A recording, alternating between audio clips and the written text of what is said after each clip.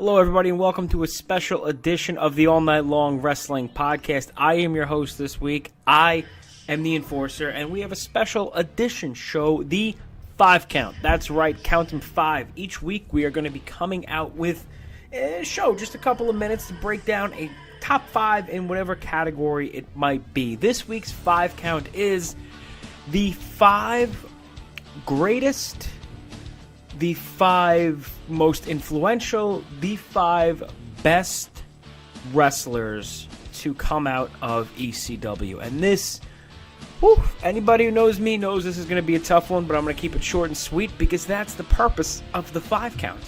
So without further ado, let's get to it. Yeah, number 5, it's going to be a tie. I understand I said top 5, so technically it's top 6, but it's a top 5. It's my count, and I'll do whatever the hell I want. At number 5, we have a split down the middle between the franchise himself, Shane Douglas, and the Sandman. Franchise himself, once he threw down the NWA World title and he proclaimed it the ECW World title, he said everybody that had it previously can all kiss his ass. One of the greatest promos of all time. But Shane Douglas, he wasn't there the entire time. He was there, and Shane Douglas was ECW to me. However, to me, there are still some other guys that rank above him on the list. However, equally on that list is going to be the Sandman. The Sandman embodied everything that was ECW. He was smoking, he was drinking, he was loud, he was playing Metallica. He had a Singapore cane. He wasn't very good in the ring, but Sandman didn't really tell a story in his matches. The Sandman's character told that story. His matches, however, left a little to be desired, but that's why the man's at number 5, but he still made the list. Number 4, the suicidal, homicidal, genocidal Sabu.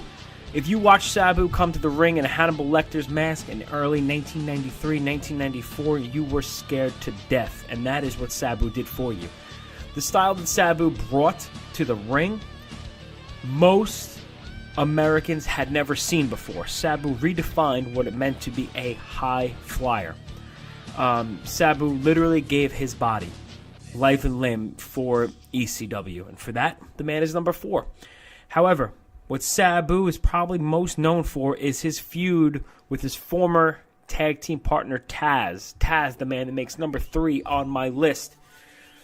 You didn't have to know anything about the professional wrestling business to watch Taz walk out to the ring in 1995 and 1996 with a towel over his head, flanked by Team Taz, to know that man was a true badass. He would hook you, he would bump you on your head, he would stretch you, he would choke you out, and when that man spoke in promos, I don't care what you thought about him afterwards, before, you believed him. Taz was one of the greatest characters of all time, and self-admittedly, the reason is he took himself too seriously. However, while there are plenty of negatives to that, the greatest positive of that is we got one of the greatest characters of all time. Taz was also able to transition from his career in ECW to a very successful career in WWE. However, that was in the commentary field. Brings me to number 2. Number 2, Rob Van Dam. Rob Van Dam, the greatest athlete to ever come out of ECW, and I will die on that hill because I don't think there is a better professional wrestler to come out of ECW and to have the success that he did later on in WWE right after ECW closed down. IC title, tag team title. Rob Van Dam was able to do it all in the ring. He was a 5-star frog splash was his finisher, but the man could put on 5-star matches. And his charisma, he wasn't the greatest promo guy. All he had to do was 2 thumbs towards his face and go RVD, Rob Van Dam. You believed him. You paid to watch his matches, and he could have a 5-star match with a phone book.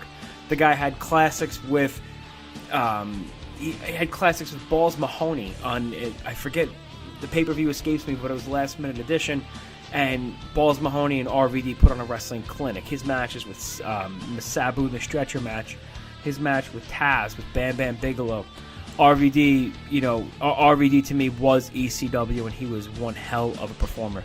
However, to me, number 1, there is nobody that embodied the spirit of ECW more than the innovator of violence himself, Tommy Dreamer. Tommy Dreamer, thrown off of scaffolds, taking cinder blocks to the nuts, courtesy of the Blue Brothers. I mean, he literally He died for ECW pretty much. The guy, he was there in the very beginning. He had a feud with Sandman, which led to him being caned. The Thank You Sir, may I have another promo? He was Pretty Boy Tommy Dreamer, and he ended as the innovator of violence. He was there for the entire duration of the promotion. I mean, it ended in 2001, and Tommy Dreamer was there. It's now 2019. When Tommy Dreamer wrestles, because the man still wrestles, the fans chant ECW. He's a little bit slower, he's a little bit heavier, but he's still Tommy Dreamer. He's the guy that was ECW behind the scenes. He was ECW on the screen. When I think ECW, I think Paul Heyman, and I think Tommy Dreamer 1 and 2. The man did everything for the company. He wrestled with a broken back, a broken ankle, and to me, number one all-time ECW has to be the innovator of violence, Tommy Dreamer. Thank you all for listening, and next week we'll be back with another edition of The 5 Count.